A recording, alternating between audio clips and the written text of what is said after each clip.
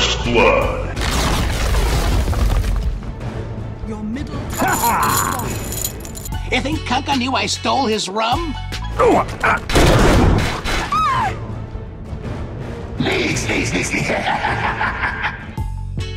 Double kill.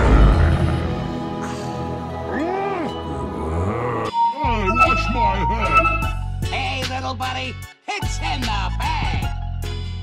XBet, best odds for esport and live betting. Unique gaming lines for all esport disciplines including Dota and CSGO, casino and live dealers. Highest payouts, 100% bonus on your first deposit.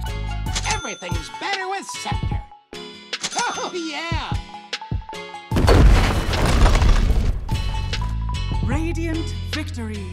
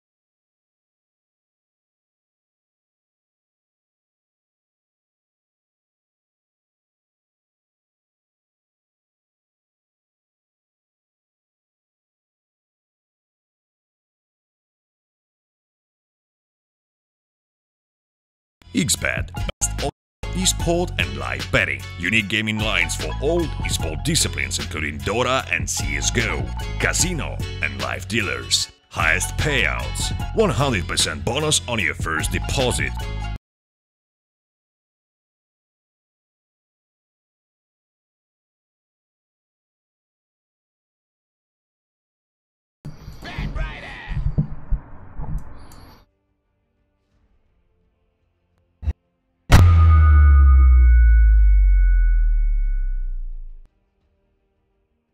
Welcome guys, hello guys, and welcome to the Prodota Cup by Smashcast TV. We have here a last match for me of the day, which is going to be the EU match between SFTe-Sports and of course STX8. These two guys will be facing themselves off in the first match of the season for the European version of this cup.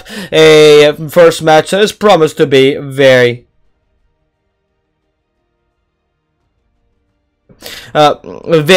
very important, as it will determine who will be the first 2 people that get a best of 2.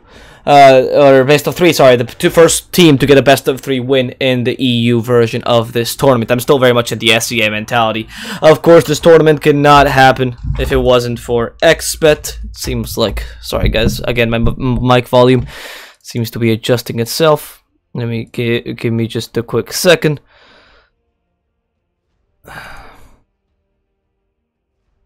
Yep, you can't disable this for some strange reason. It shouldn't happen, but it happened. That's why you hear me so loudly. Anyway, like I said, we have, in this case, STX8, which will be fighting and replacing Double Damage in this game. And of course, this tournament would not be possible without XBet. You do go check out their sites. They offer the most, you can bet on your favorite Prodota Cup teams, offering the most favorable odds and the best payouts. And of course, if you use code PRO or BOUNTYX, you're able to go up to their... You're able to use their website with a €100 deposit for free. Before we get into the draft itself, my name is D-Swordfish. I'll be your caster for today. Let's get right into the draft, shall we? SFTe-Sports, they pick up a Warlock, a Monkey King, a Slardar, and a Doom. Whereas STX8, they have a Bat Rider, Silencer, and Night Stalker to their name. Doom, and... Okay, so what I like about SFT here, you're running a Doom, which is actually no need for it, but it's a really good counter initiation tactic. You're running him in the position 4, I can only imagine. Actually, not entirely sure. You can run a Monkey King or a Doom here in the position number 4 with a Slard. It's very odd. So start at position 4, then Doom carry your Monkey King. They have a lot of support picks here, SFT, but no actual carries, just a bunch of supports. I wonder if it's gonna be like Doom carry or maybe Monkey King carry because it is Illidan. He does like those weird carries. Bit out of touch with the EU scene, not gonna lie. STX8 on their hand though, they do have the Ursa Bat Rider combination, very, very powerful. You combine that with Night Stalker to give you a lot of pressure in the early game, which is fantastic once you reach that mid 4, and you're able to destroy pretty much anything that stands in your way. Of course, the Silencer as well to give you that lane domination you seek together with the Bat Rider. So overall, STX8 is actually able to put a lot of pressure onto SFT early, and then take advantage and get some kills with heroes like Ursa, Night Stalker, and Bat Rider peaking relatively early. Did you bet your house on STX? Oh, I'm sorry, man.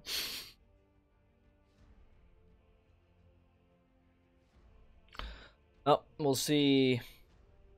We'll see what the last ban here is against SFT. I actually don't know what. I mean, I can only imagine they're missing a carry. They're missing a carry. They have to be Monkey King mid and then Doom in the offlane. I mean, look at STX8. They're just very confused as to what SFT is running to begin with. I wish that these guys had names that I could not pronounce with a bunch of letters, but anyway, that's what we have today. So, you know, what are you gonna do?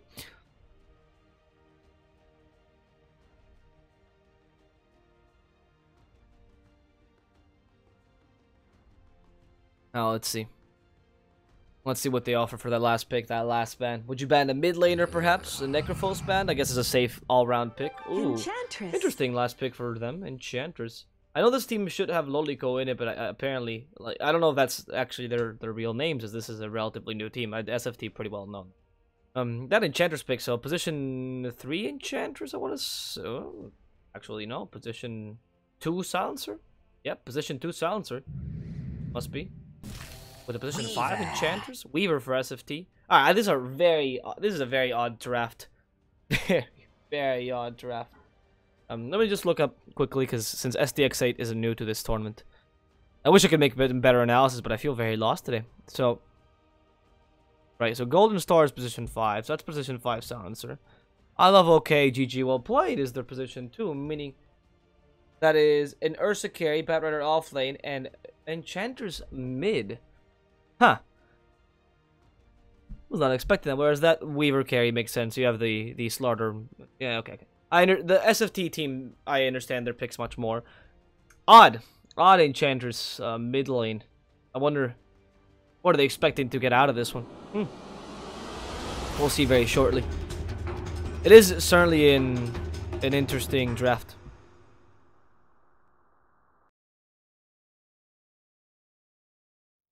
Let's see if it works out for them. Now, I usually am not big a fan of presenting the players. I don't usually do that, but I think in this case it is proper just because this is a relatively, well, this is a new team completely to the guys at the Prodota Cup. So for people that don't really watch this team, then here you go. We have here, it's going to be for, let's start with SFT just out of love for them. Peksu is going to be playing the Warlock in the support position. We're going to have Ilden as the carry Weaver. No, sorry, Ilden as the mid lane Weaver, with an off lane Monkey King to boot, here played by Mr. Thompson.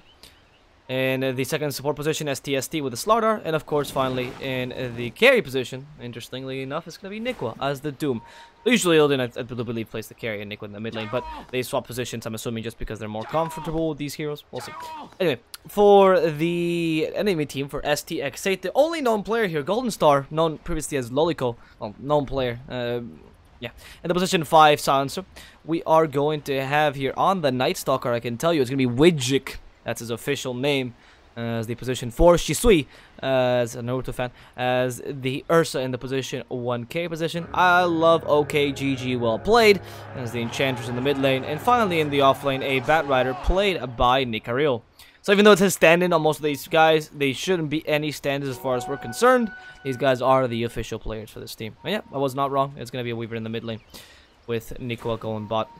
But they're going to leave him alone to run an offensive dual lane with a Monkey King. I actually kind of like that, you know?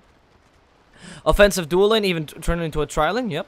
I mean, you're up against a silencer who can put a lot of pressure, but Night Stalker is very weak to a tri-lane versus tri-lane scenario until he gets him into 4. You leave a mid lane scenario, which it seems beneficial to the Enchantress for now. Huh. And on top of that, you have a solo Doom that can really just destroy this lane no matter who he's up against. Solo Doom is pretty powerful, and even though Batter should be able to stop him, frankly, once you get one level of Scorched Earth, then the Firefly can't really catch you, and the Batter really has to put a lot of weight behind it. Of course, the support rotations can also be a big factor here. That Untouchable is also not that powerful against a Weaver either. It's odd that you would pick, you know, it's just the Gemini attack really makes Untouchable not seem that powerful. But maybe you're gonna max Untouchable this game, or I don't know, because you don't max Enchant obviously if you're playing a carry Enchantress. I wonder if you max Nature's Attendance. It's not that powerful of a skill, but against Weaver you have so much lane sustain, to be honest. And oh, he missed the creep. Did you notice how he's like, he's at one point he's like, screw it, I'll just try hitting it best I can, and he couldn't. He doesn't have enough damage. Enchantress is a pretty nice base attack damage, but look how much damage he takes from the Weaver with that really low armor. It's very hard to fight against that. You don't really have many options.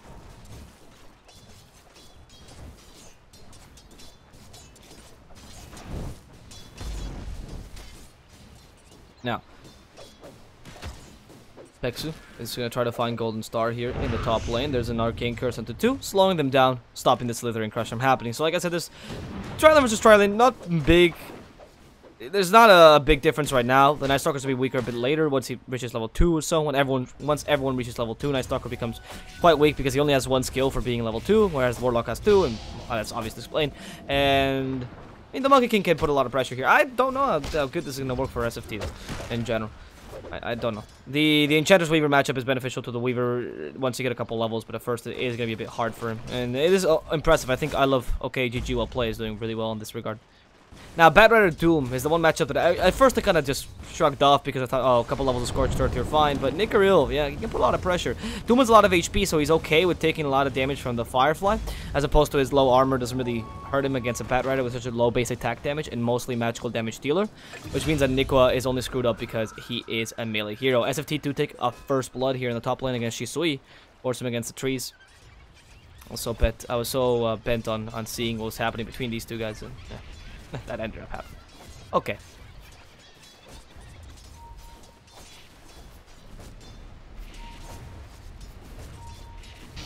On the mid lane. Oh no, we're seeing a bit of pinging here from Night Stalker. They know that he's rotating. I rotate to the mid lane. They won Nikwa versus Nikaril. Similar names, but not similar heroes. In this top lane, I'm surprised the Monkey King is winning by this much, to be honest. I mean, against the Ursa, you might want to change and make the Ursa kind of position 4. We see EG run it, and then maybe run The silence starts in position 1, so you could get someone could let some last hits, because there's no last hits here on this lane. You just lost all of them to the Monkey King. Ursa just cannot get close to him. Usually Ursa, I would expect him to beat the Monkey King, but not with the healing the Warlock provides, the slow as well, and the fact that Slithering Crush comes with a slow and with a stun is very, very detrimental to Ursa. So look at that. First, the Slithering Crush just pushes him away, ensures Thompson can pretty much get the solo lane here. So it's not really a, it's not really a carry Doom as much as it is an off-lane solo Doom, right? In the carry, in the safe lane, and then you have a carry Monkey King, Thompson, which makes much more sense because that way they didn't change position. All right, STSD. Oh, careful, Golden Star silencing him and proceeding to attack him pretty heavily, but no further aggression, just leaving him go.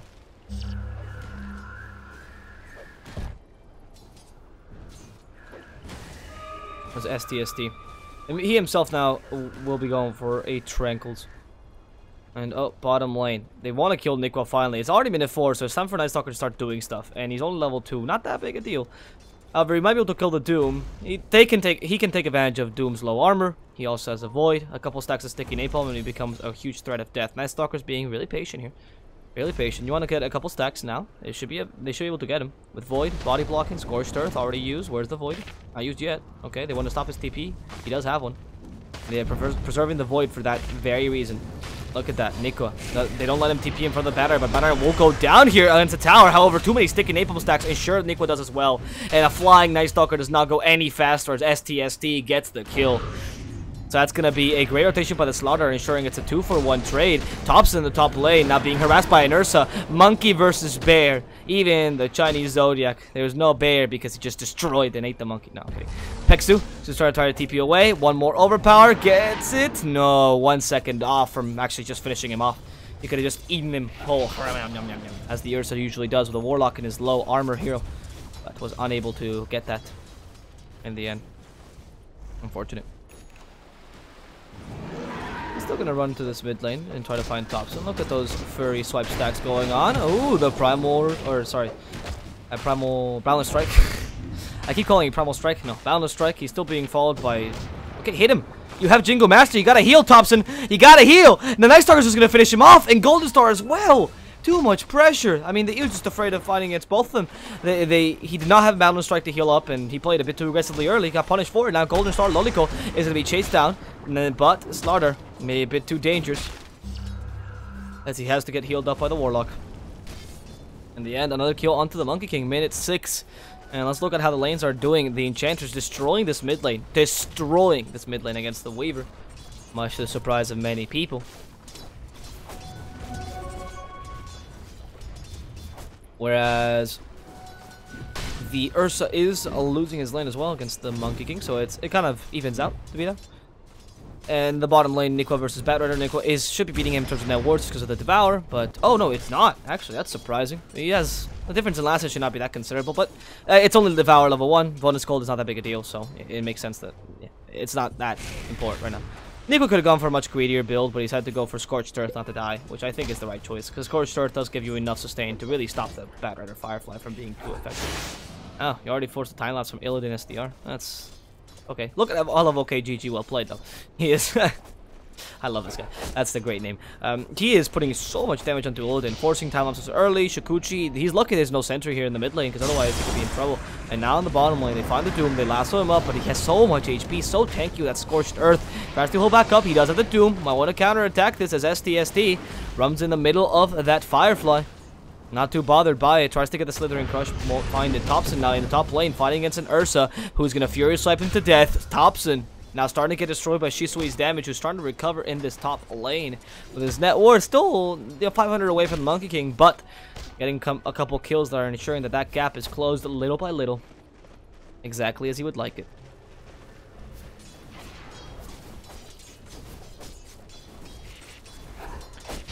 Meanwhile, in this mid lane, Illidan SDR. Oh, no, I'm not going to find anyone. Illidan. He's going to Shikuchi up. I love OKGG, well played. Look at that. That untouchable makes Illidan unable to attack him. He almost gets the kill. Okay. And actually ended up being a kill in the top lane against Shisui. That was second where Illidan's like, guys, I just want to attack him once and then time lapse, but I can't. That untouchable is so annoying. The Doom is available, by the way, so this Bad Rider has got to be a bit careful if he wants to fight them.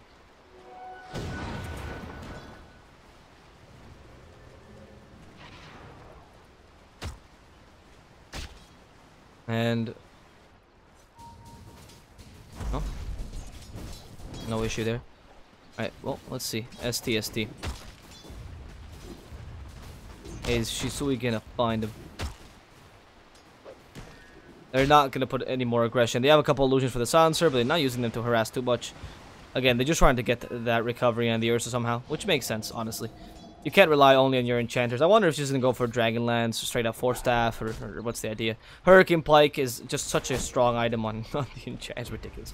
And then you combine Hurricane Pike with what, maybe a Aghanims right afterwards. Oh, Shisui stunned out. Slithering Crush catches him just barely. Now he's slowed for a bit. Well, the bear counter attack uses the Enrage, but Jingu Master already activated. Enrage is completely wasted. The upheaval starts to hurt Shisui as it slows him down, but Thompson, now the target of aggression as the Void hits him just in time. I love okay, GG, well played, comes in. And Illidan SDR joins his partner in the mid lane as he tries to attack Shisui and destroy him. They do find this poor Enchantress alone. And how is he going to survive this? Oh, a Boundless Strike that finishes off the Ursa, who tried to hide in the trees, but the monkey sees it all. One impetus plus the last word will ensure the kill for the Silencer. Oh no, the Warlock actually saved him, thanks to that Shadow Word. And now, I love okay, GG well plays, being chased down. Illidan wants to get the auto attack, or at least the Shikuchi damage, but can't find him in the trees. The Firefly sees Illidan, he has no mana, they can lasso him, he tries to TP, play doesn't have one in his possession anyway. They're gonna get that kill anyway. Meaning that that's gonna be a Weaver dying in exchange for an Ursa. Seems fair, actually even beneficial, I would say, to STX8. Really slight benefit, just because Monkey King did not die. If they had gotten that kill against the Monkey King, it would have been much more beneficial for STX8, obviously, but they were unable to get that. Mainly because of the Shadow Word. That's a really powerful skill. This is how you should play, you know, like, Warlock, the reason he's not played. Only CIS teams really play, really play Warlock nowadays. And it makes a lot of sense when you consider the things. Oh, lasso. Impetus, stunned, Peksu in the middle of Firefly, can't survive. And Nicaril with a haste rune can just run away. Not even concerned about this damage the Weaver's putting out, or the Shadow Word. But the only reason, Russians are mainly the guys, or CIS, mainly the guys that run the Warlock.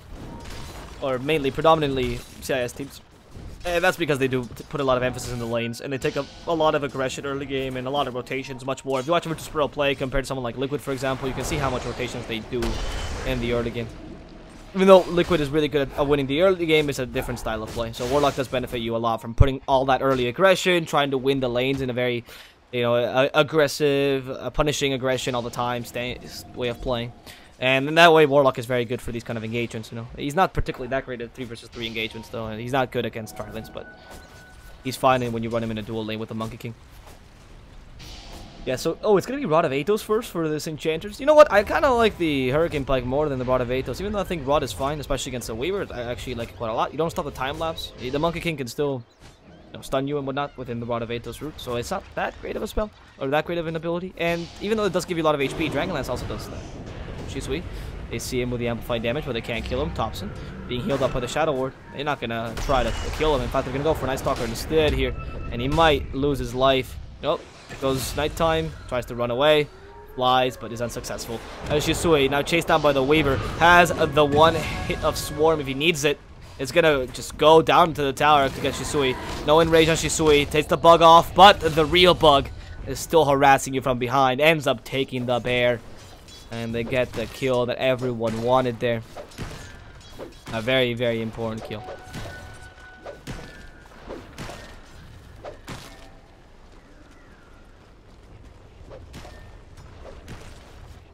In the bottom lane, meanwhile, they find the Doom, who has actually been silenced, so he can't use his Doom himself. And that is going to ensure another kill onto this Doom and a bit more intelligence for the Silencer, who's not benefiting from it greatly. Has 10 intelligence to his name. This guy is just graduated from school. He's quite happy, you know, he got his small little degree that he's not stupid. Very, very proud of himself, you know. He's going to achieve great things, everyone says, but let's see if he can continue getting that intelligence, or if he's going to end up taking drugs and dropping out of school and never doing anything with his life. Such a sad, sad poor kid. Anyway, STST here in the middle lane. Let's see he can do something to defend this tower. Probably not, really. The Enchanter's just going to take it. Oh! Tries to deny it, but fails. They could have punished that, honestly. Night Stalker could have been much closer to that, especially with nighttime. But you know that Slaughter's gonna try to deny at least if he feels cocky. I mean, come on, it's European Dota. They're gonna try to deny and do these amazing plays. They are it's a very individualistic kind of Dota. You see a Slaughter alone, he might really just be alone. You can't play it like that.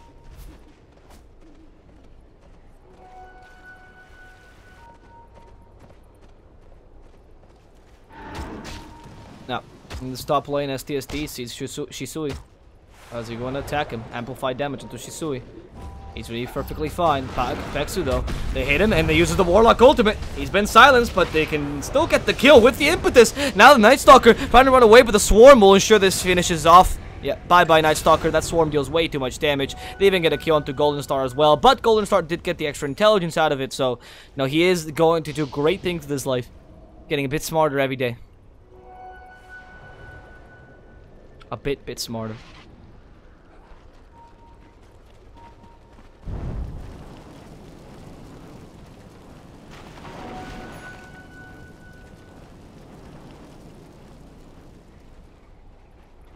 Alright, here in the mid lane, they go for I love OKGG, well played. A lot of armor taken away from him. He can't survive a second Gemini attack, but he can survive thanks to the untouchable any auto attacks happening. Ursa, no Blink Dagger, will not be able to make sushi out of the Slardar. And the Silencer pauses the game. Interesting. Golden Star, done. He's like, no, they have lag, obviously. So just a wee bit of lag, which STX8 will have to deal with for in the beginning. Hopefully it gets fixed very soon.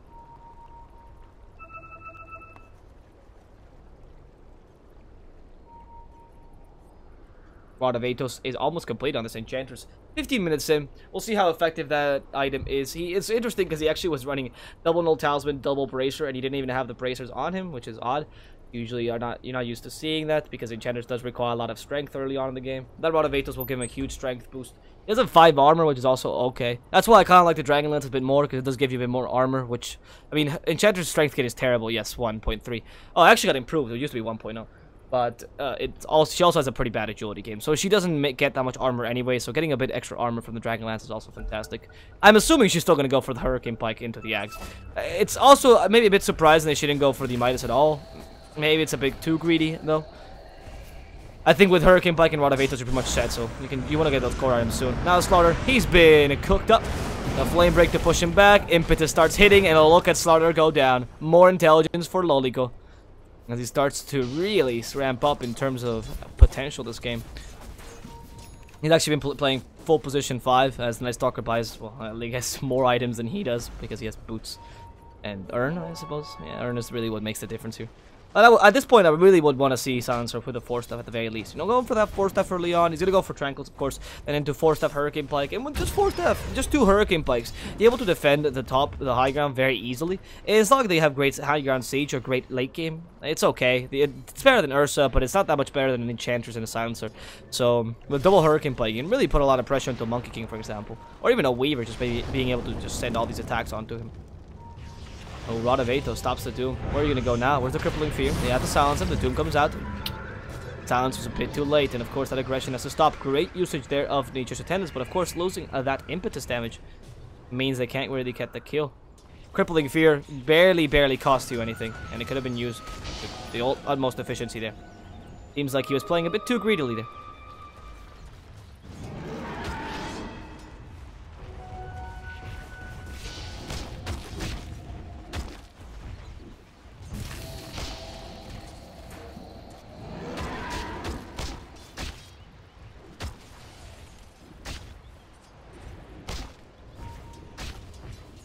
Here in the mid lane.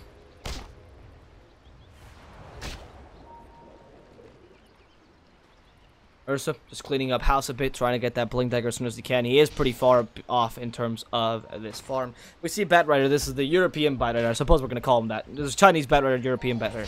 Going for the Blink Dagger straight up, trying to get that kill on Illidan SDR before he gets his Blink Dagger or anything of the sort. And oh, the Rod of Atos with a silence. Prevents a time lapse. Can they kill him in time? No Shikuchi either. And the Weaver rooted down and eaten right up by the Ursa.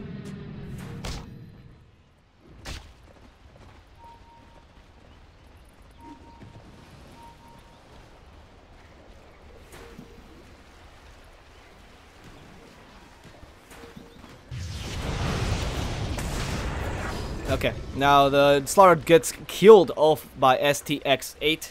Destroyed quickly.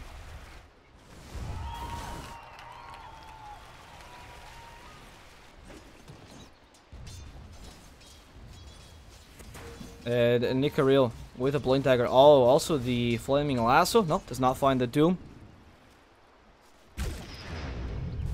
Nico though.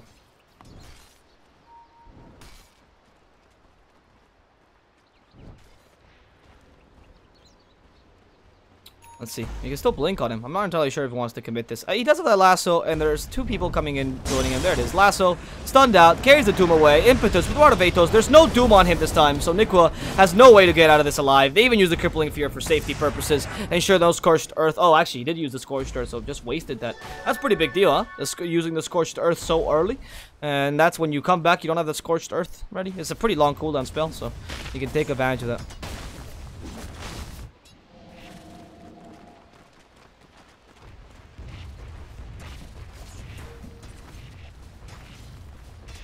Illidan SDR keeps attacking this tower, this top lane tier 2. And Shisui wants to join in, but they have the last word onto him. Are you going to time lapse? Yeah, you have to. You're forced to. Because once the last word is on you, I mean, they could have really punished that, calculated more or less where he was going. But it was really hard to do. Of course, no global silence means no instant silence to really stop this Weaver. What is up with the Dire team name? STX8. I mean, it's Rush. I don't know. I can't pronounce it. Are you asking me? Are you asking me how to pronounce their name? I didn't make it. I'm sorry. it's an odd name. I agree, but I'm assuming if you guys probably if you speak Russian, it doesn't seem that hard. It must mean something. It must mean something. It's not just random letters. Well, maybe it is just random letters. We'll see. It's odd that would be just random letters. Echo Saber on the Monkey King. Now finished up with a BKB coming up very soon as well. They're gonna find the Ursa. He does the enrage. He survived this global silence. They want to counterattack this. The enrage on Shisui, and he's surviving all this damage. In fact, now it's time for the batter to join in. Finds a Slaughter, stunned out. Where's the help of the Night Stalker? Great counter initiation with a Golem. Now the Slithering Crush. The Boundless Strike murders 3 in the face of the enemy. I love OKGG will play. Wants to fight against a whole team by himself. Tries to get the kill against Slaughter, but might have just sacrificed himself for absolutely nothing. That's 4 dead, with only Ursa surviving, the initial victim of that engagement. The only person that was going to die, they just left them alone. But no.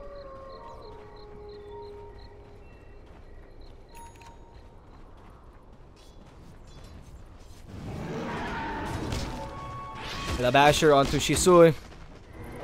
Come very soon as this Roshan starts to fall. SFT start to put the pressure up with an amplified damage, ensuring they can take this Roshan rather quickly. Where's the rest of the team? Oh, there's the Aegis taking on Illidan SDR. They can't defend this honestly when everyone is dead, and SFT really start to take the advantage.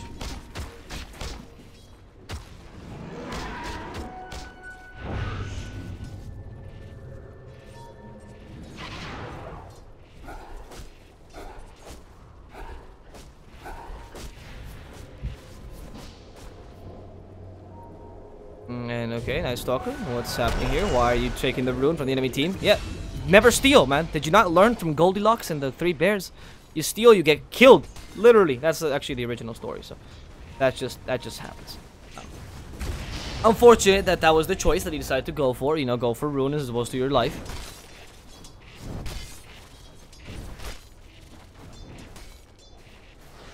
Now Aegis with the Diffusal Blade from Illidan SDR.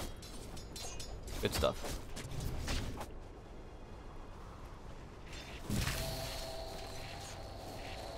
They're gonna go for a tower down in the bot lane. Try to put some pressure up finally in terms of towers. They've taken what? I mean, they've taken a lot in the top lane, but that's it. Nothing in the bottom lane. This is the most useless tier 1 tower, of course, but putting a bit of pressure here. Just, you know, making sure that you can take the tier 2 in the bottom lane, which is pretty important. It's a good idea. They have really good high ground defense, so the outer towers are the primal target. They find the Doom. They want to eat him up. Shisui deal a lot of damage. Kills the Doom. Now the global silence. Can they follow this through? That BKB dispels it, and the Weaver still surviving through the silence. Finds Shisui. He's almost dead. Southern Crush. There's the dead bear. And Thompson joins back into the fray. Destroys Golden Star with just 2 hits. Thompson, no Jingu Mastery for him just yet. And the Batter is still fighting. A great run of Atos. They can kill the Monkey King. Elden SDR has the Aegis. Wants to lose it, so he can keep on fighting against this annoying Enchantress. Thompson cannot get his Jingu Mastery off, and Nicario, can he TP in time? The damage from the Weaver is sufficient to finish him off. It's gonna be STX8 losing 3 for 3. SFT, can they survive? Oh no, Night Stalker is just gonna lose his life here. STX8 is gonna end up losing Night Stalker here, and with a Weaver versus Enchantress, it's a 1v1 engagement. The Golem sacrifice before he dies. Where's the Gemini attack? This Enchantress, too low armor, finally destroyed by Illidan. The only surviving matter is gonna get a triple kill, now a quad. Oh no, not a quad, because Peksu. Really? Peksu, don't steal the quad. Don't steal the quad kill. Whatever. They're gonna get 4 kills anyway. Now Illidan, with a time of still available, being harassed by the Ursa. Shisui, is this really your best choice? Nico joins in. The time of still available, and Enrage onto Shisui. Wasted completely as Nico gets the crit of death. And ensures that nobody from STX8 can mess with Illidan SDR. That's why he's called Illidan SDR, guys, because he's strong. Anyway. That was a pretty... I mean, that's why you don't fight against the Weaver when without a coordinated plan and attack.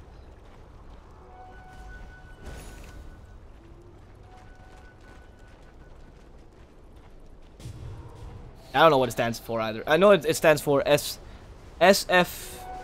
So it's SFTe-Sports. That's what it stands for. Maybe it's a tribute to Xiao 8. Maybe it's not at all. Screw. I don't know what STX8 stands for, or what it means really. We know what it stands for really. We have the team names obviously, because otherwise, oh, what's this team STX8? Ah, whatever. Just let him in the tournament. We need one more team. No, that would be sad. Anyway, the Bat Rider getting a 4-staff.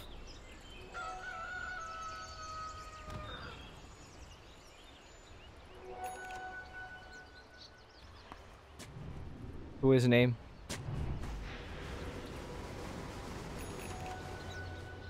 Oh, is that really what it means? Make a photo like Xiao 8? That's great. That is great. What a great team name. Alright, I like it. I like it. I support that idea. Thank you, STX8. Creative team name should not be banned. I want like that to be the team that wins the international. Just for the name. I want it to be like, the international winners are take a photo like Xiao 8. It's like just one dude clapping because nobody else knew who these guys were. There's just one guy like in the audience. Like, it's so funny. I find that hilarious. Anyway, that aside, let's get into the actual game. It's just SFT start to take the lead and now are putting a lot of pressure in terms of ganks, right? You have a Monkey King together with the Doom and a Weaver. It's time for them to take a kill on the Enchanters. This is really valuable. The only really strong carry that STX8 have. Look at that Boundless Strike. Enchanters literally lost her, like, most of her HP just from one Boundless Strike. And they commit a Wukong's command, which I think was very appropriate, as the little statue should not be affected by the enchant. So, I actually really like that he's using it. That's how the Enchantress always gets decimated so quickly. We had a hard counter to the Enchantress, the Monkey King. People don't really think about it. He's so close to Hurricane Pike. That's why Hurricane Pike is much more important than Atos on an Enchantress when you're fighting against Monkey King, because you can push him out of the circle, stop that ultimate, and of course push yourself out of the circle as well. So very important to be able to do that. Atos seemed like a very hopeful dreams. Like, guys, I think we're gonna win in the next couple minutes. And this team was like, sure, yeah, go for Atos. But if you're starting to play from behind, it's not that great.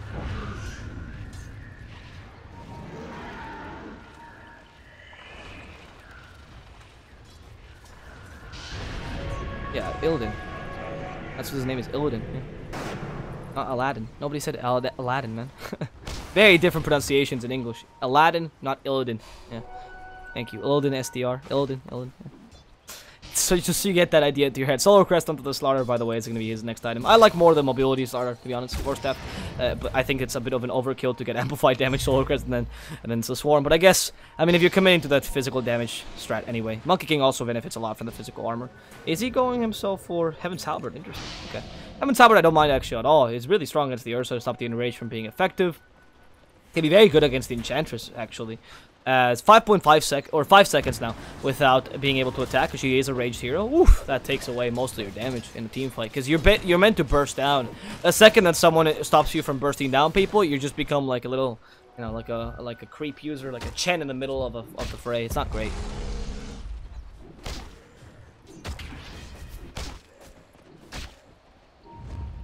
Smoke, this time from STX8.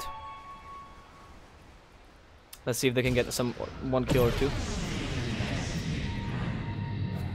Two guys clapping. Xiao is also clapping. Yeah, that's true. Lincoln's on to the Weaver. It's gonna be the next item. All right, we're just calling these items out for the winning team. Let's say a 10k lead. So it's interesting to see how the atomization can affect for ST. I think for STX8 it's a bit more important. How does that basher affect you? You can take the Weaver kills much easier, but the Weaver will still be kiting the Ursa thanks to the Diffusal Blade. I actually think it's very important to keep the Diffusal Blade charges up. So just ensure that you have the Diffusal Blade level 2 before you get that Lincoln's. I do think that Lincoln's is mainly stop Crippling Fear and then Abyssal Blade. I guess Last Word to some degree is not bad that you stop that either. But you can also break the Lincoln super easily with Enchant. It is quite a long cast point for being such a terrible spell. It also stops Rod of Ages. Actually, a lot of great spells and stuff. Anyway, that better. He'll set himself back up.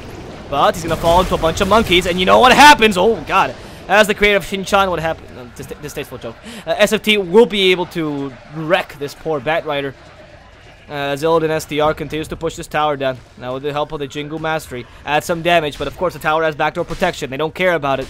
These guys, I mean, they see a shield and they think it just means they have to hit it harder, you know? It's like one of those games where you have to charge against the minions with shield or something, but these guys just hit harder until it breaks. What game is that from?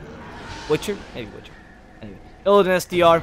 Nope. Found out. There's the Ursa. And the Balance Strike plus the Golem. Stops the initiation completely. Shisui might lose his life. The star's just falling through. One last auto attack. Slithering Crush. So close. SD can't get the Slithering Crush. Flash hit bash. But oh, the Slithering Crush is able to come out and kill off this poor Ursa. Forcing immediately into a buyback. Which means that he's going to have to come back and try to fight, but with only one life. Of course, there the Doom died. But well, you know, that's all you lost, really. And he still had a Doom available, which is the only unfortunate thing. Balance Strike stops the Bat Rider with Swarm to get vision on him. Yosef to try to take that little Swarm away. Does not go away. That bug stays with you forever as Illidan gets that kill. Illidan being hit by Dust twice, but as a time lapse can dispel both Dusts. Oh, that Crippling Fear right before the time lapse. Go, Illidan, survive this. No, Batman can take him down. And that's gonna be 4 deaths for SFT. Only Monkey King surviving by jumping in the trees. STX8 is saying it's not over yet, even though you have a 15k lead.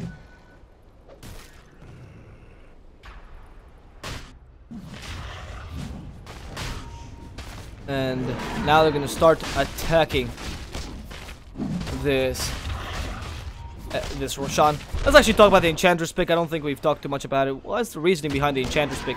Enchantress is pretty decent against Weaver due to your lack of magical damage in general. You don't have much burst damage in any team.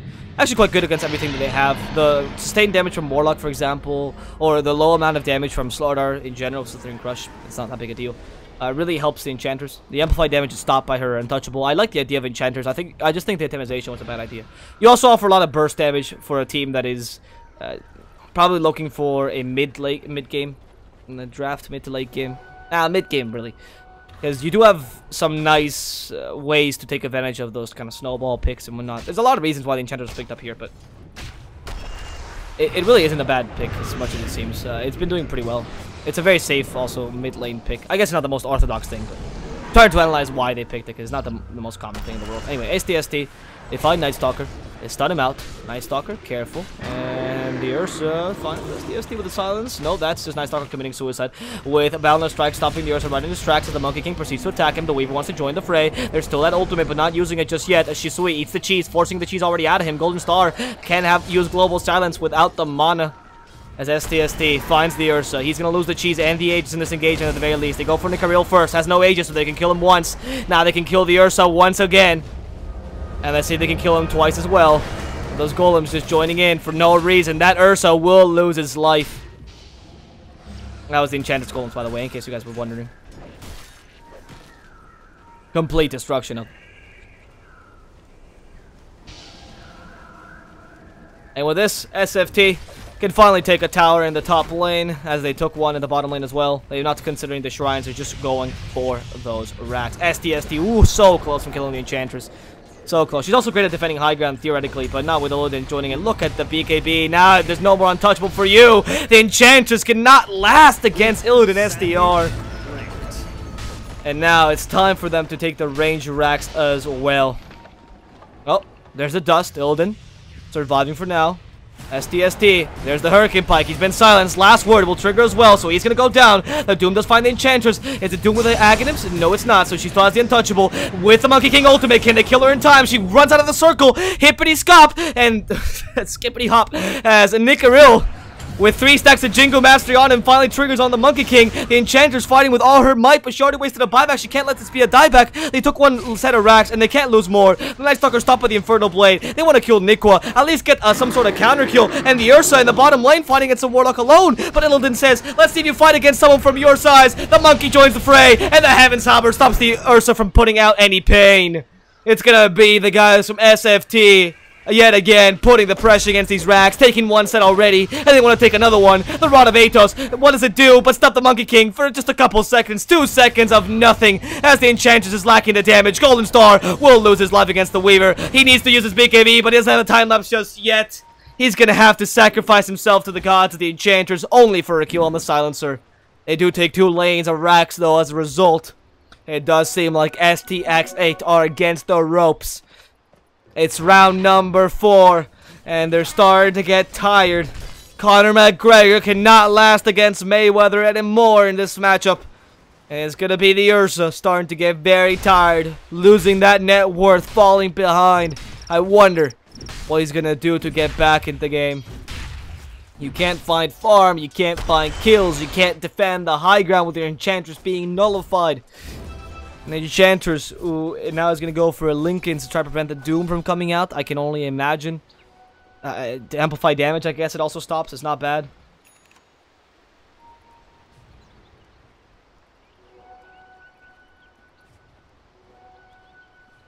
We'll see. We'll see.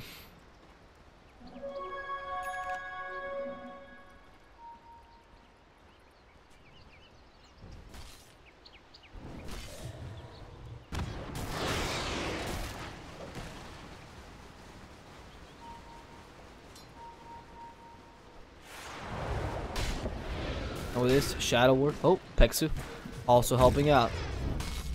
Did you go for the Ancients? Why did you devour that Ancient of all things? You devoured the small one. Why did you go for the Devour adds Ancients? You target Ancients, which I think is the better option anyway, but why if you're not going to get the big Golem? He gives you life, dude. He makes you so tanky. Why keep the Awful? I mean, I'm okay with keeping the Alpha Wolf. It just doesn't seem coherent. You just grabbed that. So clearly you had some plan in mind. What are you looking for? I mean, the root, maybe? More minus armor? Yes! Go for more minus armor! Take the Ancient Prowler Shaman! Oh, okay, no, that's not gonna go for more minus armor. That would've been too much. That would've been too much. I like the Ancient Granite Golem, actually. The aura is ridiculously good on the Doom.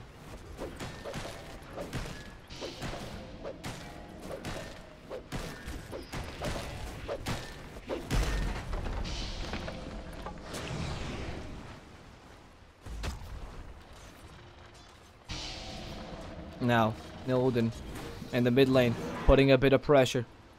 Nobody found yet, though. As a slight darkness covers the air, now enveloped in the nighttime, can SFT make the final strike? The strike that puts STX8, odd name to say, finally out of the first game of this tournament for the EU version. Can SFT claim the first win that will ensure that every other team in the tournament will fear them from now on, known as the primal victors of this amazing game? Or will it be STX8 coming back in a miracle way? We're going to see very shortly, as in front of the gates of hell they stand, without constant siege, much like Scipio and Zamia. Much like many generals before them, just trying to take the tower over and over again, but not letting anyone come out. Even Peksu's getting bored of this huge speech.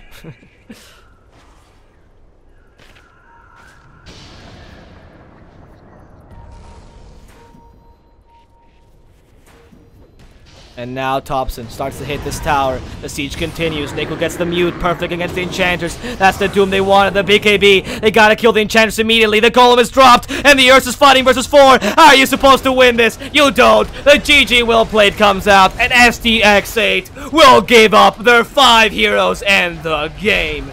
SFT win the first match of this best of 3, ensuring they are one step closer to winning the first best of 3 of the Prodota Cup Tournament EU version. We'll come back very shortly with the next match of the day between both teams. Only 5-minute break. But of course, guys, if you have enjoyed the cast, feel free to follow me on Twitter at the Swordfish. And if you did like the game itself or the tournament, do check out XBet, as they are our sponsor and they allow this tournament to exist. Use code use code BountyX to get a €100 deposit to bet on your favorite Prodota Cup teams with the highest payouts and the most favorable outcomes. I'll see you guys very shortly with game number 2. My name's been D Swordfish. I've been your caster for today. Enjoy some tunes while we wait.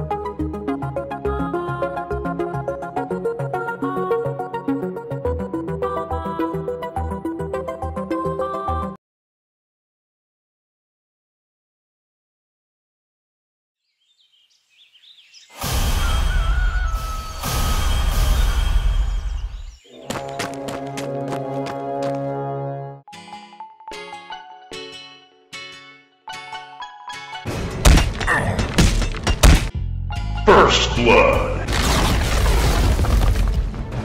Your middle tower is falling. You think Kunka knew I stole his rum?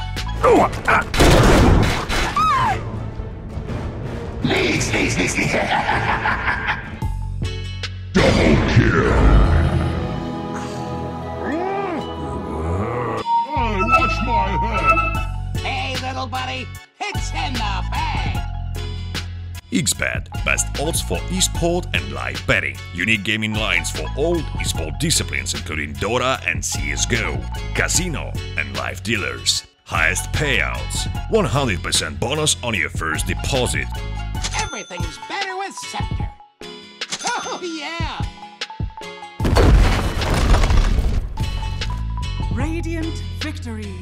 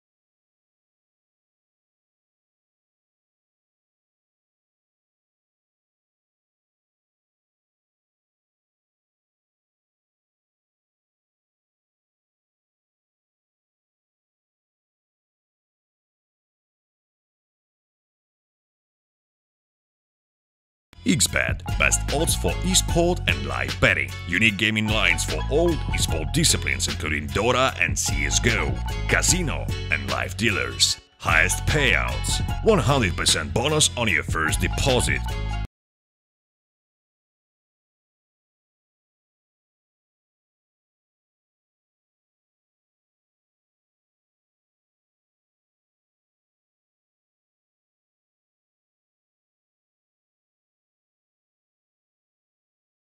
XBET, best odds for esport and live betting. Unique gaming lines for all esport disciplines including Dota and CSGO, casino and live dealers. Highest payouts, 100% bonus on your first deposit.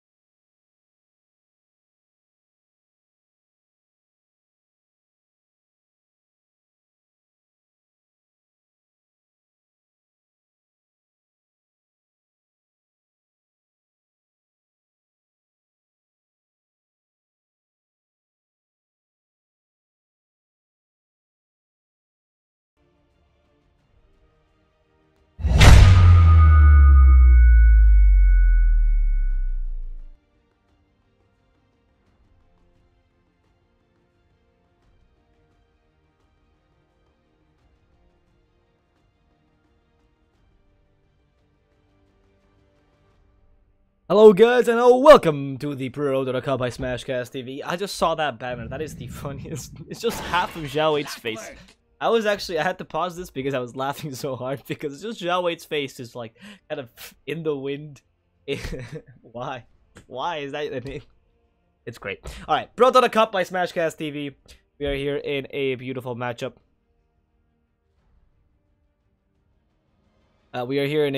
Between these two amazing teams. SFT and STX8. The first match goes to SFTe-Sports. Let's see if STX8 can come back in the second match and at least we'll get a third one for this best of 3. My name is D Swordfish. I will be your caster for today. Hope you enjoy the game.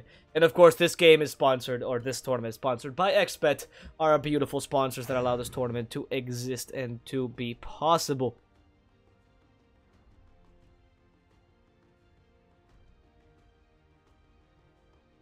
And yeah, the beauty is that if you go to the XBet site, you can actually bet on all these matches with favorable odds and the highest payouts. Just use code Prodota or BountyX, and you're able to bet on these amazing matches.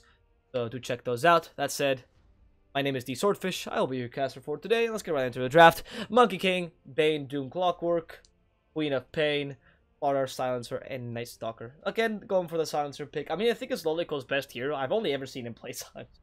He plays a lot of Silencer. He does like it a lot. Has a lot of preference. By the way, Golden Star is Lolico, for the people that don't know or know Lolico from other teams. He used to play... I forgot where Lolico played, but he's a pretty famous Russian player. Right, that said, you combine this with Queen of Pain and Slaughter, I can see again, It's a good combination for team fight. I don't like the fact that Slaughter or Night Stalker are going to be running the position 4, or sorry, position 3, because neither of them are really that good at it anymore. I do like the repetition of the Doom per SFT. I think it's quite fantastic, especially against the Queen of Pain. Seems much more effective. You run the Monkey King again, probably in the carry position, so it seems like they're not changing their draft too much. But Clockwork Bane is one of those combinations that nobody really pays attention to, but it's so disgusting. Nightmare, and then all of a sudden Clockwork comes up. Oh, hey, I have Cogs, guys, by the way. Lol. And just destroys everyone. It is fantastic. It's so good. And I don't really see what you are meant to do against these two guys, to be perfectly honest. The last pick is the Clinks. I like the Clinks a lot. Can withstand a lot of damage from the Doom. Yes, he likes to use the Searing Arrow, so Doom can really crush him, but he can't Doom 2 heroes, and he can sustain a lot of punishment. You do have a lot of stuns to stop him, though, but Clinks is pretty good at kiting Monkey King if what need be. Now let's see what SFT pick. Probably for the mid lane, I want to say here. You're up against the Queen of Pain. The Puck would have been a good pick, but they themselves banned it. The Viper would have actually been really good, especially now that you see the Blinks pick it up. What else could you... I suppose you could go... I was gonna say, you could go for an Invoker, just because the Bane and Clocker combine so nicely with the Invoker. And you do have a similar power peak in the Monkey King Doom, around the minute 15 or so, when you get the important items.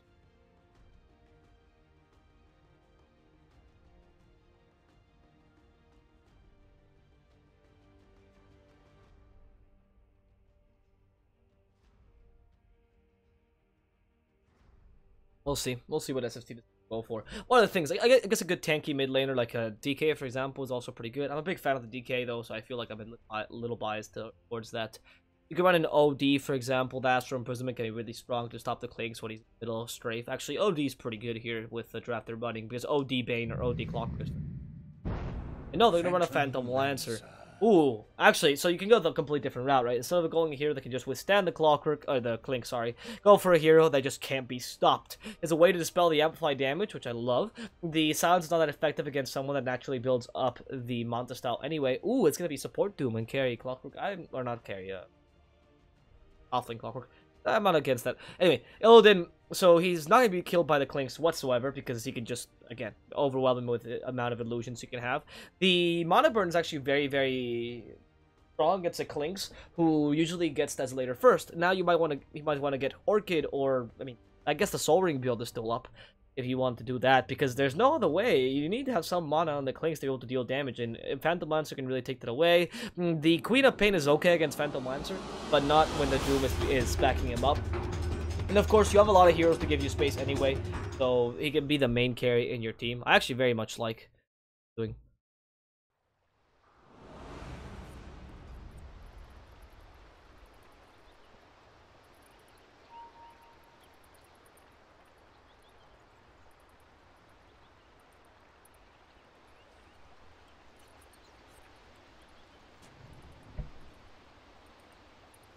We'll see.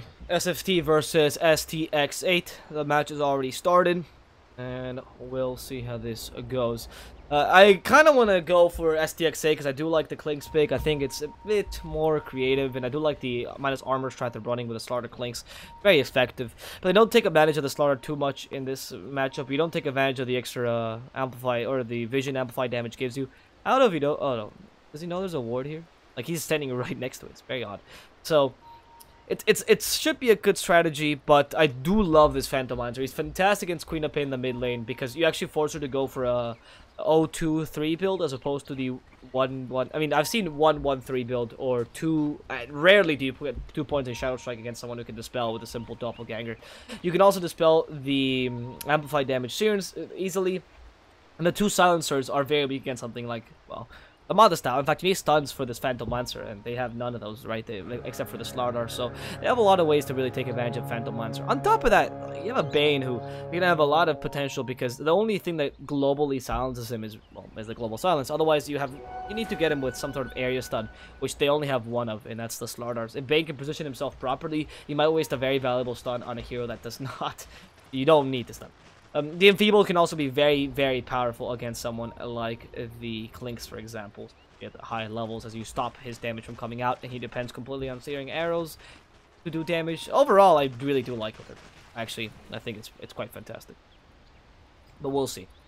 We'll see. I mean, there's a lot of reasons.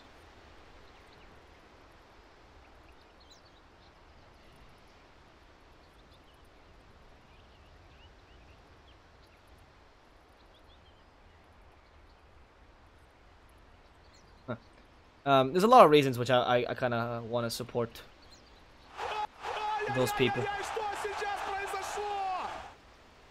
A lot of reasons why I kind of want to support this draft, because I just think overall the combinations as well, the Clock with Banes is very strong. The Doom is a good counter to a lot of heroes in the enemy team. The Monkey King actually works really nicely because of how they want to run the lanes as well. Let's not forget the Monkey King, you know, it takes advantage of heroes that are not lane too well against him. See, that's surprising. Shadow Strike, Doppelganger. Shadow Strike, Doppelganger. Are you going to go for level 2 to reduce the cooldown and force more Doppelgangers? No, you can just max Doppelganger. I mean, you can.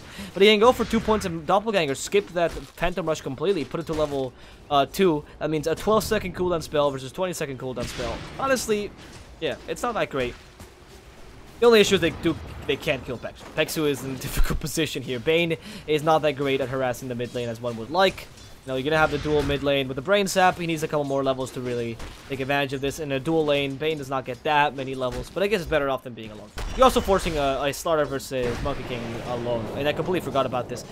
The offlaner is so much weaker for the guys at STX8 than for the guys at SFT. A Slaughter compared to a Doom, it's just there's no color. The Doom is going to be able to be very useful in the late game, whereas Slaughter will be your initiator. That's all you have.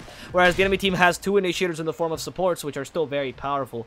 And actually, sorry, I'm not the Doom. I'm very used to having the Doom. The Clockwork. The Clockwork is still a much more powerful initiator because he deals more damage. He really does not suit the role of support only. Clockwork has much more versatility than Slardar. I really like it, honestly. It's fantastic. That flag of Zhao 8, by the way, yeah, that flag makes the game. I really think that's the only reason why I like STX8. I think that's the best team in the world, just because of that flag. Look at it. Look at it in the wind. Okay, where's the flags? Yeah. Look at Zhao 8 just guarding that mid lane. There's no way you can die with Zhao 8 looking at you that way, you know? It's like, what's the thing that the Chinese people say when, like, what does it go in Chinese? Is it Jiao, Jiao, Jiao? I think it's like that. I can't speak Chinese, but I've seen the videos. It's fantastic. It's so much emotion. I love it. They really feel the Dota. Anyway, a European praising Chinese Dota. Reverse cultural appropriation. Right. Now, in the mid lane, we see Elodin actually already winning the lane, which is no surprise to anybody. It is actually a really good matchup against the Queen of Pain. What is he doing? He's like, that courier. Look, the illusions are able to kill the courier with how slow it's going. Leave the bottle! Leave the bottle! Kill the illusions! Don't let the illusions kill the courier! Oh my god! That courier had your bottle! That courier had your bottle, and all he wasted was 2 illusions! He didn't even bother to put himself in harm's way. That was ridiculous.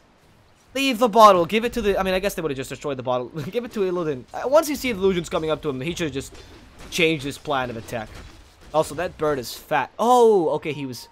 He was fat before, and now he finally went to the gym, and he's skinny, and now he can carry his house. He's like flexing. Look at him go. Wow. Yes, he's been taking a lot of protein. I like this bird. See? Whereas their courier is already dead, so I can't even check it out. What an unfortunate situation.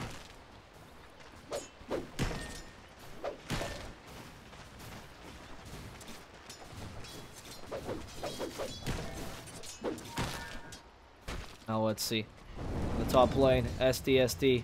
Gonna try to search for Golden Star with a Scorched Earth. Deals a considerable amount of damage. Can't find the Clinks either. Oh, he's like, well, I'm just gonna kill the Clinks then. You don't want to support your carry? I'll just murder him. And STX8 forces him out. The Rocket Flare misses Shisui. Would have cancelled himself, and that would have been fantastic. But sadly wasn't able to do it. This Clinks is going straight up for the Soul Ring. No surprise there, because you're up against Odin SDR in general anyway. And now, Night Stalker. We chase down slightly. Double damage onto this Phantom Lancer.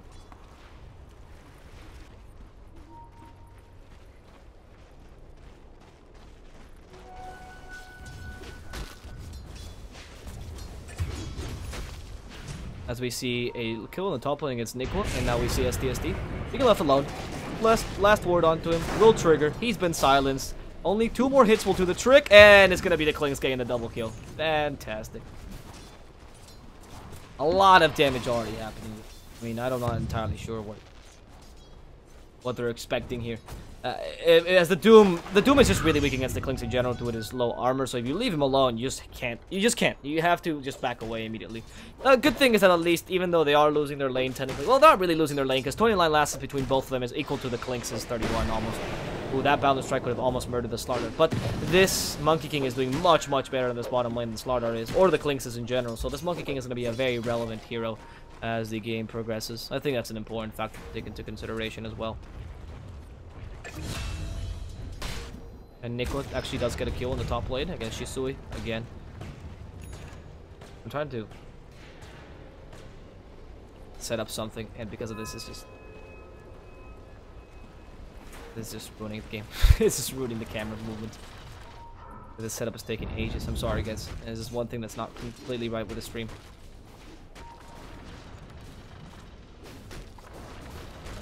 There it is. Oh. Now in the mid lane, Sonic Wave finds the Phantom Lancer, destroyed. As in the top lane, they want to get a counter kill against the Clinks maybe, but Nikwa is still not level 6, so no hook shot available. They can't really continue this. It's going to end up just being, no, Pexu with a Nightmare. STXD can come in, and the batter something cogs. I told you this. Oh no! Why do you Inferno Blade him? Did he not know that interaction? They have to cogs him. Shisui will not be able to get away anyway. Okay, even though that was a slight mess up by STXD, it was good that Pexu immediately dispelled the Nightmare. In the bottom lane though, they're trying to look for a counter kill onto the Monkey King. The Slardar, maybe a bit too far. In comes the Doom, wants to help out, but all he can do is an Infernal Blade. Thompson just run towards him. It's so close to getting that Jingle Mastery off. Finally gets it. Thompson, you don't want to fight against him, Batman. Run away. STXD, we'll see Nicaril, and the TP will complete, as Boundless Strike was just not available there. You need that Boundless Strike for the ultimate damage and really the long stun. It's just a lot of stuff coming out. Sorry, that's the only stun you really have. The Doom is not particularly the best hero to chase people down. That's why I like the Clockwork Bane combination more than Doom. I actually think it would have been better that way, but whatever. I see the point of running Clockwork in the offlane anyway. Looking at the net worth, by the way, we see Illidan SDR winning already. In terms of net worth, by quite a lot. Matching him will be the Monkey King, with Queen of Pain and Clinks shortly behind. Not too far off are the Clinks and the Doom, who have decided they're both going to play offlane. I mean, what's interesting, it just reminds you of my pubs, you know? You have the support, and you're like, oh, I'm solo offlane. Oh, so I go offlane too? Okay, okay. But no, but I said solo offlane. Solo means alone. He's like, okay, so you want help? Okay, I'll help you. No problem, no problem. Alright, man. Alright, okay. We'll just share assets, whatever. It's fine. To be fair, they're both heroes that don't actually require that much gold. Both of them. They have very relatively poor, or not poor, cheap core build-ups, and they have ways to acquire gold. Clockwork by getting kills, which is pretty easy for him. Well, except when he dies. Nikwa actually silenced up. Last word, and more intelligence for the silencer. Yep, that's going to be Mr. Golden Star getting 6 intelligence to his name. Not as good as last game, but still a decent amount. But like I said, once they both have pretty cheap build-ups, and the Doom actually has a way to recover afterwards, so it's okay for him to play this kind of greedy support, while the Clockwork doesn't really need much more than really 4 staff and strength. And Night Stalker, ooh, they stop him. Infernal Blade ensures that hit. You have a brain sap before he gets silenced, and Doom is just following through with the Scorched Earth, burning the Night Stalker slowly but steadily. What does burned bats taste like? Doom is about to find out. He has one last Hadouken, but can't use it. Vexen, in fact, might just die. There's the Dusk. Committed Nightmare does not save him. And the hookshot finally from the Clockwork joins into the fray. Cogs onto 2, pushes Night Stalker back, and they get the first kill into the Clinks. The second into the Silencers, coming by very closely. The battery assault will ensure that. And Jayo, as they say, they get that final hit, but the Monkey King in the bottom lane will be the scapegoat. Or STX8, knowing there was a rotation to the top lane, they just had to do this. Both supports were occupied, one was dead. They could not help the Monkey King, so they support there instead. Very clever. Meanwhile, in the mid lane, you do see a Phantom Lancer who's had the lane pretty much to himself with a net worth that's beating the Queen of Pain now by 500. And forcing her into a build that's not ideal for lane domination. Easily found out. Slithering Crush stuns him, and Shisui wants to join in. Illidan, how are you supposed to get away from this? Tries to use illusions to bait out the enemy, but will not be successful as they die way too soon. It's going to be another kill for STX8, taking down the Phantom Lancer before he can't debate. Thompson, meanwhile on the bottom lane, at least he's given some space. He's going to go for the Solar Crest build this game as opposed to the last game where he decided that Solar Crest was not necessary. Of course, because he has a Slaughter, right? So, good choice. Missed one last hit. If you miss this one too, I'm going to cry. Okay. Please, Clockwork. That was unnecessary. Don't play so aggressive against a Night Stalker when you don't know when the enemy team is there, right? Careful, careful, careful. Being a careful Clockwork is smart.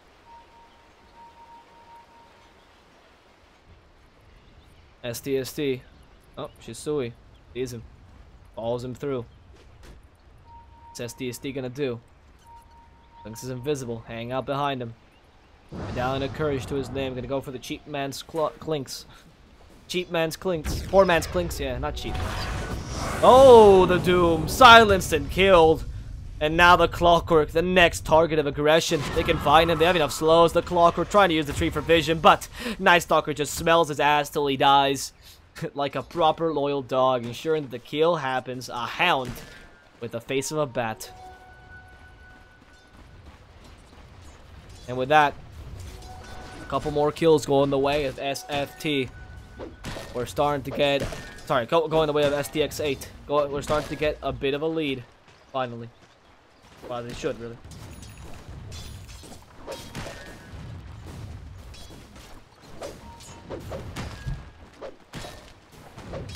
Monkey King.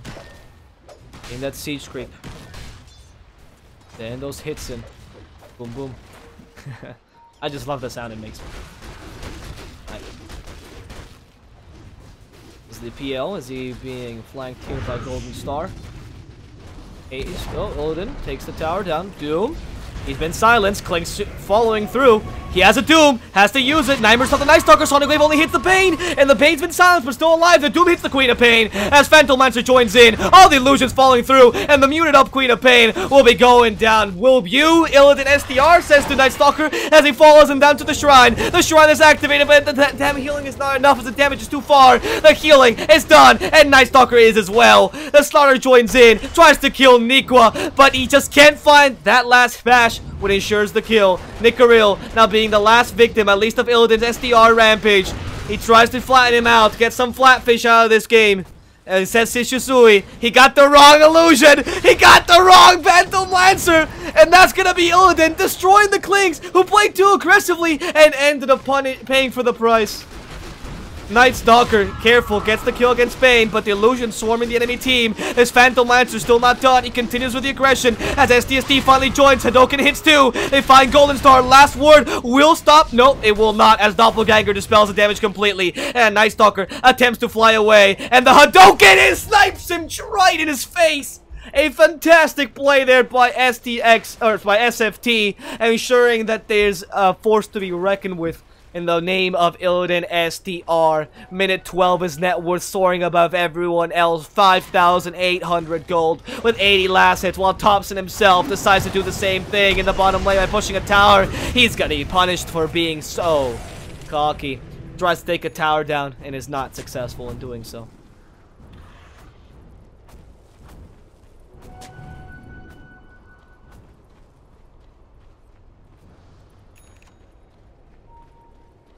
Oh, sorry about that. Yeah, my fault. I apologize about that, the vibrations. I didn't realize the microphone was picking them up. It's very annoying. It's not my vibrator, it's my fault, but thank you for the I wasn't listening because I have noise canceling headphones. Now, Phantom Lancer, who's been silenced, he can't doppelganger himself this time. That's gonna be an easy kill for Sid Bash. Finds STST with the last word as well to boot. Slithering Crush stopping him down. He's been stunned. Goodbye to the Doom. As Thompson doesn't really know what to do. That it was an ultimate that was completely wasted. Unable to really get the kill. He just tried to zone them out and couldn't finish it off. However, it is supposed to be the early game, right? This team is supposed to win the early game by a lot. It's once the Phantom Lancer gets his items that he becomes a stronger carry. After all, he is already finished with the Diffusal Blade.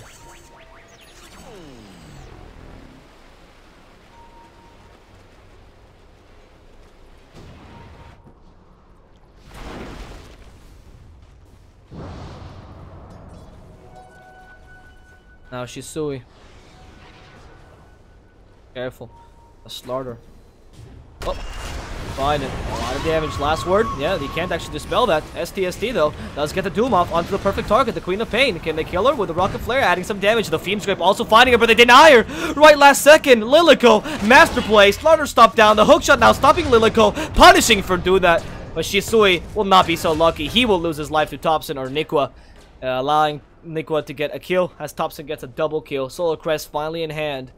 It's gonna be the Monkey King a bit happier, but the Phantom Lancer a bit sadder. Was that a worthwhile play? Yeah, 1 for 4, definitely worthwhile, but you still use the Phantom Lancer, not exactly what you were hoping for. With the Clockwork does get his Blade Mail finally. That's gonna help a lot against the Clinks especially. Usually I'm not a big fan of Blade Mail immediately on Clockwork, but against the Clinks, oof, it's fantastic. He starts attacking you and all of a sudden, Blade Mail, boom, you can't hit him whatsoever. Really good. Very much like it.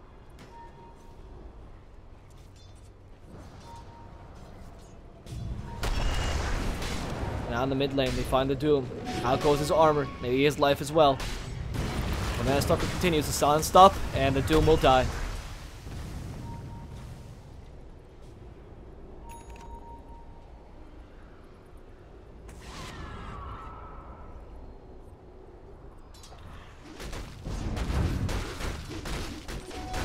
As they proceed to go for a tower here in the top lane. Owen and SDR putting as much pressure as he can. And from behind, Night Stalker. Oh, there's all the doppelgangers. Slithering Crush, though, stops him. Hookshot misses. Illidan is now left alone against 3. The Global Silent hits him, but look at Illidan. He continues on fighting. Another illusion jukes. That was fantastic. Or juke, I suppose. Now getting the Night Stalker. Not killed. Scream of Pain clears the illusions. Nicaril almost dying, but not quite. Nikwa might not be so lucky. The last word triggers, but Shisui now left between 3. Dusted up. He's been slowed. He has no mana, and soon to be no life either. As Illidan SDR takes that kill. Pexter from behind. He got a Nightmare onto the Silencer. Golden Star. How are you going to get away from this? With a Brain Sap, there's no HP left in the Silencer to take away. And that's going to be SFT taking 2 more kills, 3k lead in their name.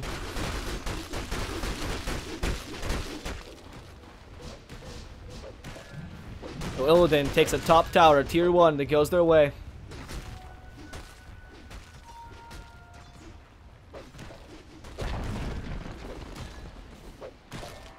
Come back after first 10k, typical Prodota Cup. Yeah, I don't know what to tell you, but these guys, I don't know if you actually understand Dota, just because I've seen a lot of people complain about this. STX8 has the lineup to get first 10 kills. A lot, by a lot. It's surprising that SFT managed to win this, or managed to come back after early game, or this soon in the early game.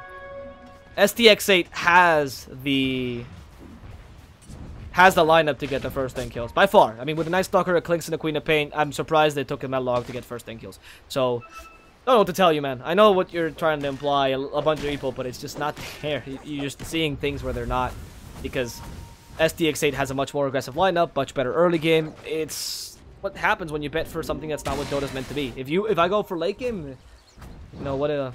I think that I'm gonna play this game to win because I want the prize money, obviously, and I go for late game, and then all of a sudden I lose the first 10 kills. Of course you lose the first 10 kills and you win a bit later. Your draft is made for that. Literally, you have heroes that are meant to, you know, get a lot of gold as the game progresses, like Doom, for example, or Phantom Lancer does really well in the late game. You have a Monkey King that's able to get a lot of pressure, put a lot of pressure onto the enemy team once he gets the necessary items, a couple core items that are really necessary for him to be a star hero or star player. Hell, even heroes like Bane or Clockwork are very good as the game progresses. as you stop going for ganks and going for more team fights, so the global silence can't cancel you as much, and you can play around the global silence much easier than you do in the early game. Anyway. Just to clarify this, and I don't know if it's typical or not, but just to put this out. I'm sorry that you're salty. Don't fault the teams for that. Bane going down, and well, that's gonna be an easy kill on Bane. No big deal. Out of position, walks around the shrine. Destroyed.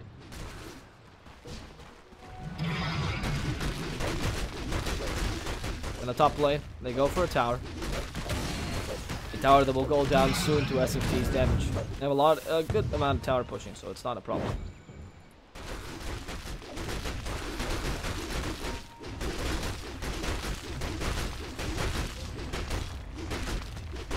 And Odin SDR takes down the tower. Oh.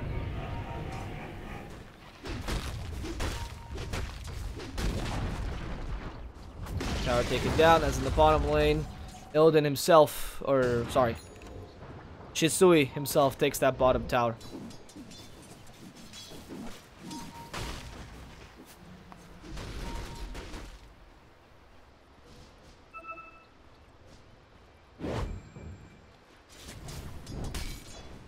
Another sentry finds the observer ward, and that's good. That's a little bit of dewarding that allows SFT to get a bit more map domination, and they start slowly but steadily to make sure that Klinks' territory is reduced. Look at the poor man Klinks that he had to go for.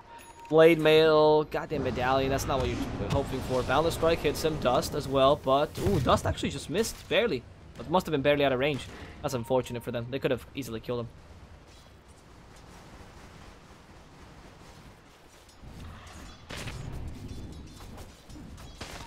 And Golden Star will be able to take down an Observer Ward here in the mid lane with a Rocket Flare hitting 4. No big deal there.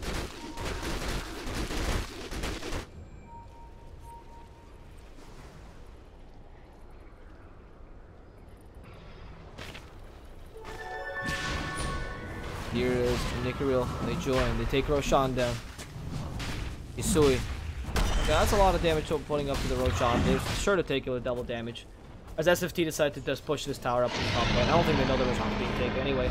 That's a really important Aegis because you can stop the Doom from being effective in the Queen of Pain. Golden Star though, quick kill. Can they finish him off until the Global Silence comes out? Yes, they can. Texu finishes him off with a Brain Sap as STST looks for another kill. I love okay, GG, well played. Will they go against him? Probably not a good idea as again, he does have that Aegis. I mean, if you waste that Aegis for nah, not for a thing, because then you can teamfight you and punish you. Ooh, great Fiend Script. How do you stop him? Nice Stalker comes in. Great silence. Yusui now wants to fight this, but where's the follow-up? Was a bit too late. STST needs to get the Doom off. Only an Infernal Blade. Boundless Strike finds a Slaughter. They can kill the Nice Stalker at the very least. Nikwa joins in. Yusui dealing a lot of damage. Battery Assault plus that Blade Mail, and the ultimate from the Monkey King finally comes out, destroys Yusui, and almost destroys Nicaril as well. And look at the Phantom Lancer go, making sure the Slaughter turns into Slaughter Mush. It's gonna be an easy kill for SFTe-Sports, 3 for 3, but in their benefit as they do kill a Klinks as for 2 supports, where they only lose themselves an offlaner and 2 supports.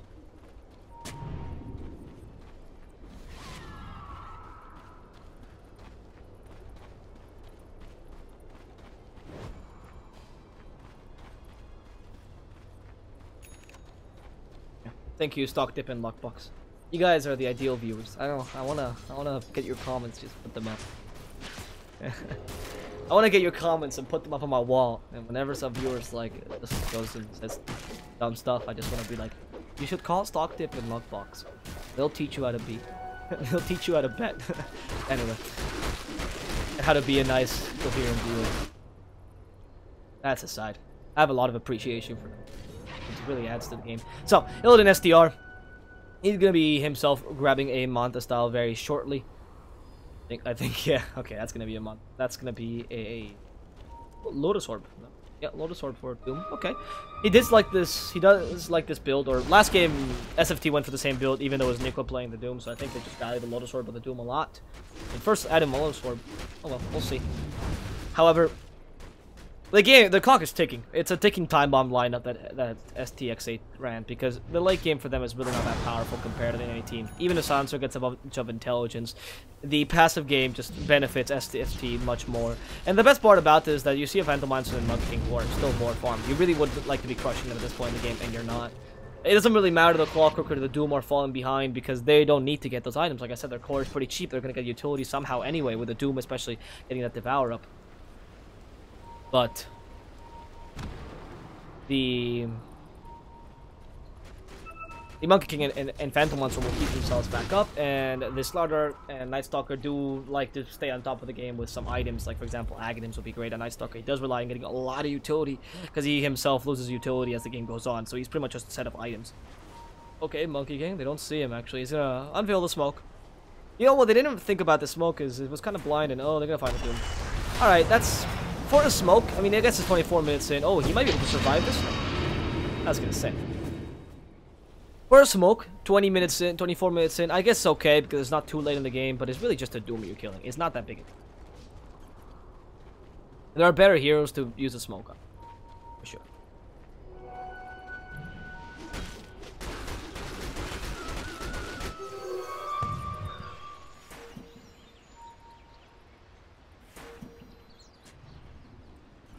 Aqua. Battery Assault. Find the Night Stalker. Shot him as well. Night Stalker. Ooh, there's the Spirit Lance. Night Stalker, careful. They're all chasing out after him. Low HP. Diffusal Blade. Night Stalker will go down. And now the Sonic Wave comes in, destroys. Nobody actually just hits the Monkey King in the Global Silence finally. Monkey King, will he die in this time? Tries to heal back up with his Jingu Mastery. Not in time. As he goes down, so does Golden Star. And a Cogs finds two. Klings has to stop the Bane, but those Cogs are preventing this from happening as the Fiend Grip completes. I love. Okay, GG, well played. Will be nightmared right after it, and the Doom available. They don't want to waste it until that Aegis is taken away from him. I love okay, GG, well played. He's healing back up, enough mana to get another blink, and he's gonna make it out of this alive. So the push continues by SFT. They only lost the Monkey King. Phantom Lancer though, no, he just goes for the rune, so you get a bit more healing out of that bottle.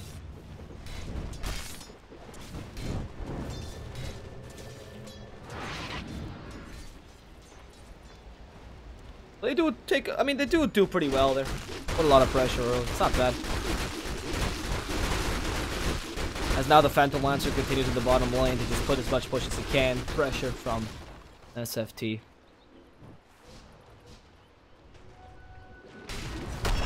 STX8, I wonder how they're going to be able to do this.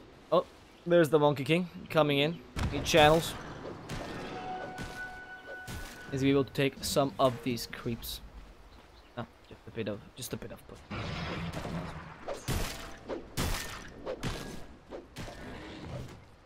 Sorry, just a bit of farming. Nothing else really. What is Monkey King going for next? The Diffusal Blade? I actually think that's going to increase his damage considerably. And this Klings, interesting that he's not finishing a Solar Craft whatsoever. He's instead going for a Maelstrom, which is a weird bag of mixed damage here. I guess Maelstrom to clear the illusions a bit easier. If he's going to go for Mjolnir maybe? I know that's the choice here for a Phantom Lancer. Don't know if that's the greatest of ideas.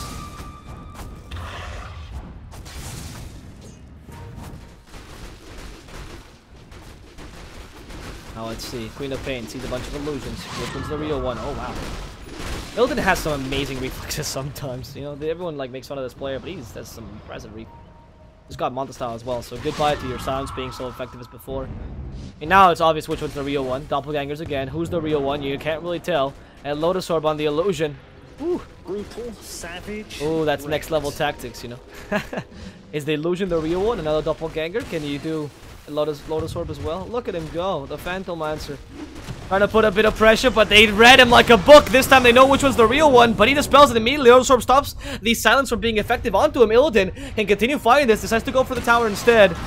The hookshot finds him. It's gonna be the silencer. He's stuck in the cogs. The battery saw starts dealing a lot of damage, and Golden Star will go down. Fiend's Grip finds this poor Clinks. Doomed up. Fiend's Grip destroyed, and Nico will be sacrificing his life as a result of Night Stalker's shenanigans. He's, however, gonna pay for it with his own life. Brutal, savage. Now it's time for the rest of SFT to take some towers, maybe make some noise, take some tier 3s. You can't lose. The Clockwork cannot avenge his death. The tier 3 stuff tops. Oh, you do not have Wukong Command. Okay, you have nothing. Don't take these towers. The Queen of Pain did lose her Aegis. Soon her mana. Good Nightmare, but they don't have a Fiend's Grip to follow up. Look at Pexter go. What is he trying to do? There's the Enfeeble, stopping the Queen of Pain from dealing too much physical damage. That's not bad. Klink's going to be back in 9 seconds. They want to take at least a tier 3. That's all they were aiming for. A tier 3, a tier 3, a tier 3. A Slither and Crush. They know Illidan's tactics. They know how much he likes to play with illusions. Finally, the tier 3. They take it down. Illidan can walk away unscathed. As the Klinks just finally made it back into the game. He actually TP'd from behind.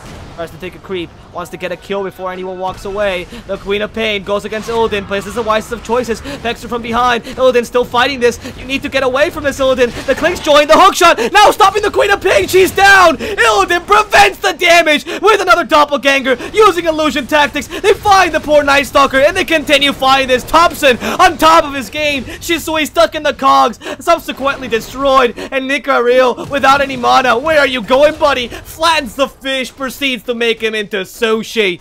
It's gonna be a Monkey King getting the kill that ensures the good game well played. SFT, 29 minutes in, are able to take down STX8 and ensure a 2-0 in this beautiful best of 3.